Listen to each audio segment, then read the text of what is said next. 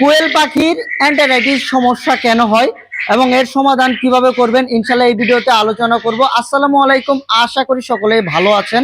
দেখা গেল যে আপনার পাখিগুলো ঠিকঠাক মতো ডিম দিচ্ছে এবং হুট করে খামারে এসে দেখলেন আপনার পাখিগুলো ডিমের প্রোডাকশন কমে গিয়েছে। আপনার পাখিগুলো ডিমের প্রোডাকশন ছিল 80 থেকে 90%, হুট করে প্রোডাকশন নেমে এসেছে 60 থেকে 70%। আসলে আপনার পাখির কি হলো? তো আসলে আপনাকে জানতে হবে কোয়েল পাখির অ্যান্টারাইটিসের লক্ষণগুলো কি কি। শুরুতে আগে আপনাকে দেখাবো কোয়েল পাখির মল পরীক্ষা। এই যে দেখুন, আমি যদি একটু সামনে থেকে দেখাই, এই যে দেখুন কালো কালো মল, গুড়ের মতো মল, এই যে এখানে দেখুন কালো কালো মল। হ্যাঁ, যখন দেখবেন আপনার পাখিগুলো এরকম মল ত্যাগ করতেছে বা এরকম মল যখন পাখির দেখবেন, তখন কিন্তু আপনারা 100% শিওর থাকবেন যে কোয়েল পাখির অ্যান্টারাইটিস হয়ে গিয়েছে। এবং এই অ্যান্টারাইটিসটা কেন হয় মূলত এটা আগে আপনাদের বলি।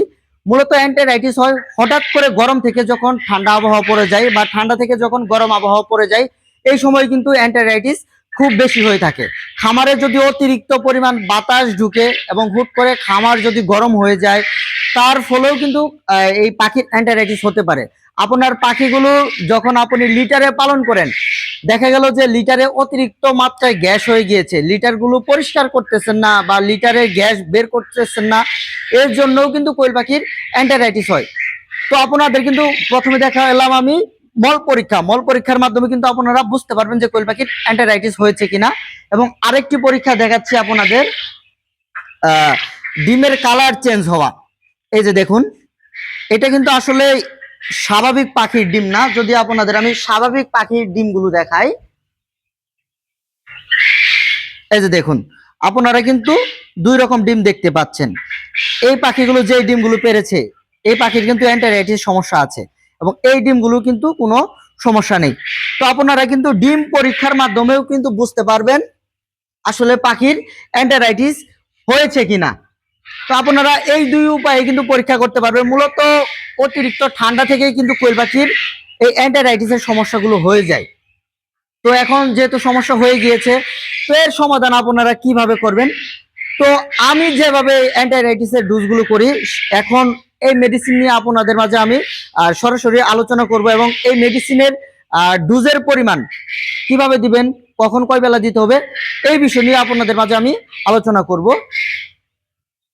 আমার এখানে মূলত 4টা মেডিসিন দেখতে পারতেছেন। এর মধ্যে আমি আপনাদের দেখাচ্ছি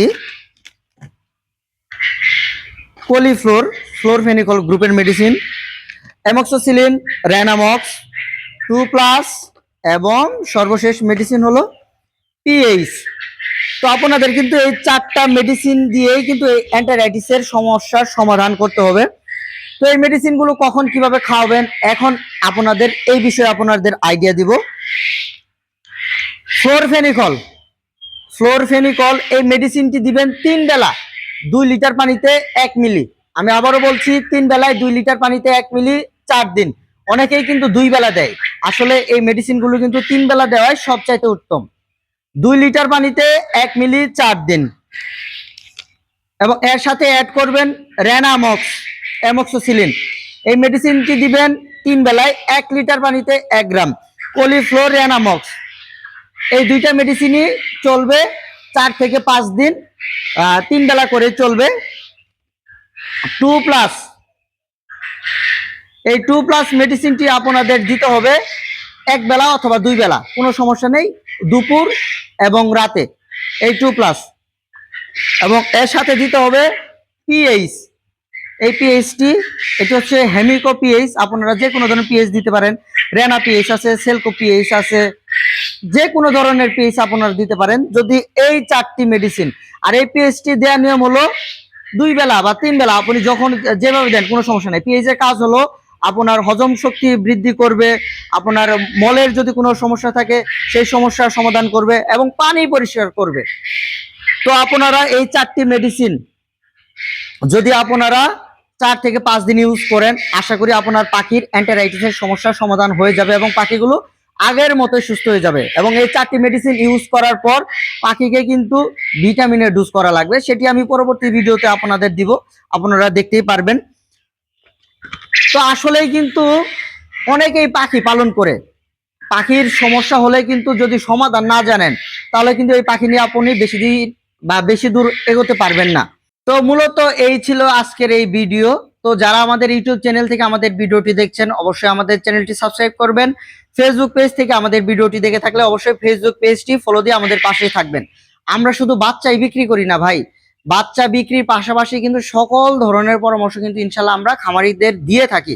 অনেকেই আছে শুধু বাচ্চাই বিক্রি করে, বাচ্চা বিক্রির পর কিন্তু কোনো পরামর্শ দেয় না, কিন্তু আমাদের কাছ থেকে কিন্তু বাচ্চা কেনার সাথে সাথেই কিন্তু সকল ধরনের পরামর্শ ইনশাল্লাহ আপনারা পাবেন। তো আমাদের কিন্তু ভাই নিজস্ব প্যারেন্টস থেকে উৎপাদিত ডিম, সেই ডিম থেকে কিন্তু আমরা বাচ্চা ফুটিয়ে কিন্তু বাচ্চাগুলো সেল করে থাকি। তো আজকে এই পর্যন্তই, সকলে ভালো থাকবেন, আর বাচ্চার প্রয়োজন অবশ্যই অবশ্যই আমাদের সাথে যোগাযোগ করবেন। আসসালামু আলাইকুম।